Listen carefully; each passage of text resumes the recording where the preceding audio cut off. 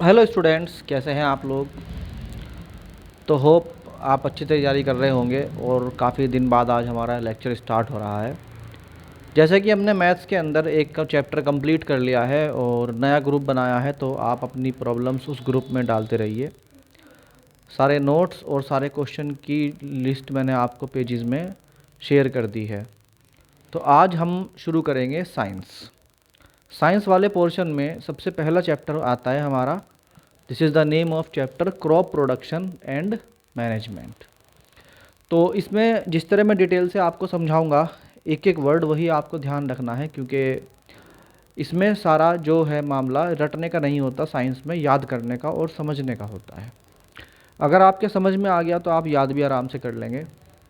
तो एक एक पॉइंट को, यानी पूरे चैप्टर को मैंने पॉइंट्स में कन्वर्ट किया है ताकि आपको याद करने में आसानी हो। तो देखिए बच्चों, चैप्टर का नाम है क्रॉप प्रोडक्शन एंड मैनेजमेंट।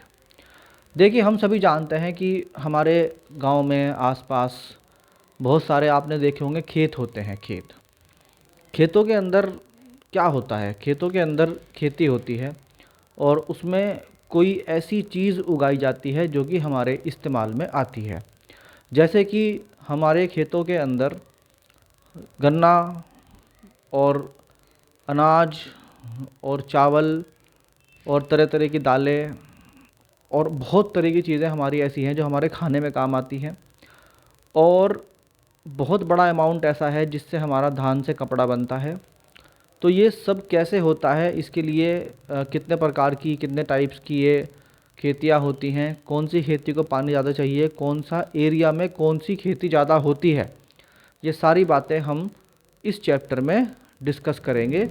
और कुछ ख़ास डेट्स और ईयर्स और रिवॉल्यूशंस और गवर्नमेंट की पॉलिसीज़ भी हम इसके अंदर शेयर करेंगे। तो बच्चों, पहले चैप्टर का नाम याद कर लीजिए। The chapter name is crop production and management. तो सबसे पहले एक टर्म आती है, व्हाट इज़ एग्रीकल्चर। हाँ, पहला पॉइंट है एग्रीकल्चर। एग्रीकल्चर जो वर्ड बना है, इसका बेसिकली ओरिजिन होता है लैटिन लैंग्वेज से।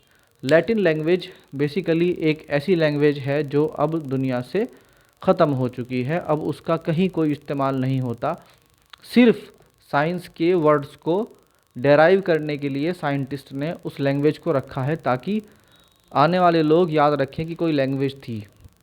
तो बेसिकली आप आगे भी जाके पढ़ेंगे अपने एमबीबीएस में या और जगह, जब आप बड़ी पढ़ाई करेंगे साइंस की, तब आपको पता लगेगा कि बेसिकली साइंस के जो वर्ड्स होते हैं वो आए हैं लैटिन लैंग्वेज के रूट्स से। रूट्स यानी वहाँ से बने हैं। तो जैसे एग्रीकल्चर है, तो एग्रीकल्चर असल में दो वर्ड से बना है। पहली बात याद कर लीजिए कि लैटिन लैंग्वेज से आया है, उर्दू से नहीं आया, अरबी से नहीं आया, इंग्लिश से में आया है। कहाँ से? लैटिन लैंग्वेज से। दूसरी बात, इसमें दो वर्ड्स का कॉम्बिनेशन है, एग्री यानी AGR और कल्चर तो है ही। तो AGR बना है असल में अगर से, और अगर का मतलब होता है फील्ड्स। अगर का मतलब क्या होता है बच्चों? फील्ड्स। तो आप जैसे मैं लिख रहा हूँ वैसे ही आप इसको याद भी करेंगे। तो अगर का मतलब होता है फील्ड और कल्चर का मतलब होता है कल्टीवेट करना। क्या चीज़ करना? कल्टीवेट करना। तो एग्रीकल्चर जो बना है वो अगर प्लस कल्चर से बना है। अगर का मतलब फील्ड और कल्चर का मतलब कल्टीवेट करना। तो पहली बात ये याद हो गई आपको। दूसरा पॉइंट नंबर 2, एग्रीकल्चर रिवॉल्यूशन जो दुनिया में हुआ वो कब स्टार्ट हुआ?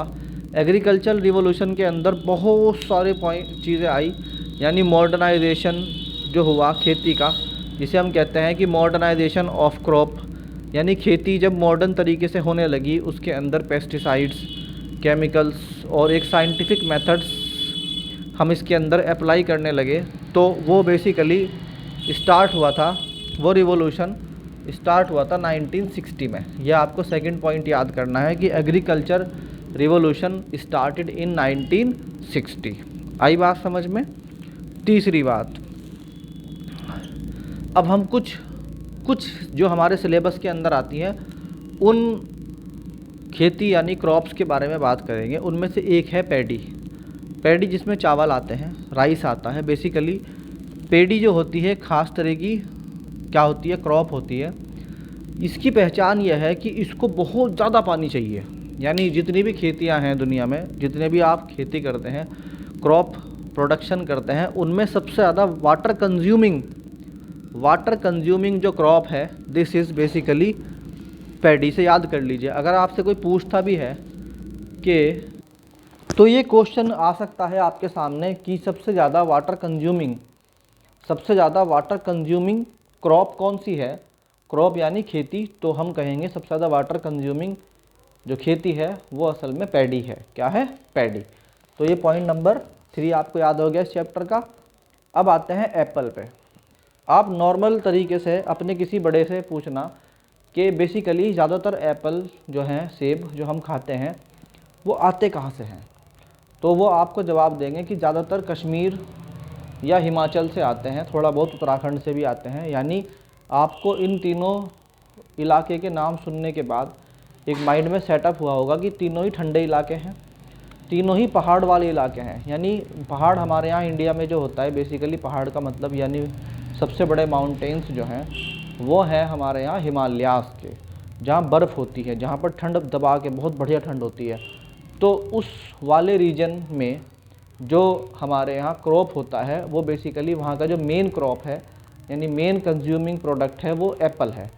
तो इस बात को याद कर लीजिए कि Apple basically grow in the Himalayan ranges, जो हिमालय में बहुत ऊंचे और ठंडे इलाके हैं और वहाँ एक ख़ास तरह की वेदर होती है, उसी के अंदर सेब यानी एप्पल का जो है क्रॉप होता है। तो 2 तरह की क्रॉप आपको याद हो गई, जहाँ पर बहुत ज़्यादा पानी यूज़ किया जा सकता है, खेतों के अंदर भरना पड़ता है पानी, 1-1, 2-2 फुट तक पानी भरना पड़ता है। ऐसी जगह क्रॉप अगर करनी है चावल की तो वहाँ पर बहुत ज़्यादा पानी होना चाहिए। तो पैडी जो है वो नीड्स वाटर, तो वो ऐसी जगह उगाया जाएगा जहाँ पर बहुत ज़्यादा पानी की अवेलेबिलिटी हो।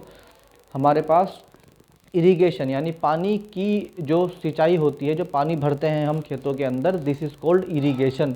तो जहाँ पर इरिगेशन बहुत ज़्यादा पानी सप्लाई कर सकता है, दिस इज़ कॉल्ड कि वहाँ पर पैडी करते हैं, हम उगाते हैं। और जहाँ पर हमारे पास हिमालयन की रेंज होती है, जैसे कि कश्मीर में बर्फ़ वाला इलाका है और आपका उत्तराखंड में और हिमाचल में, ख़ासकर हिमाचल के सेब बड़े फेमस होते हैं, कश्मीर के पूरी दुनिया में जाते हैं। तो वहाँ पर वो माउंटेन की रेंज होगी हिमालय की, वहाँ पर उगाए जाएंगे। तीसरा पॉइंट है ग्रेन एंड सीरियल्स। ग्रेन में आ जाता है हमारा गेहूँ और सीरियल्स में आ जाती हैं दालें।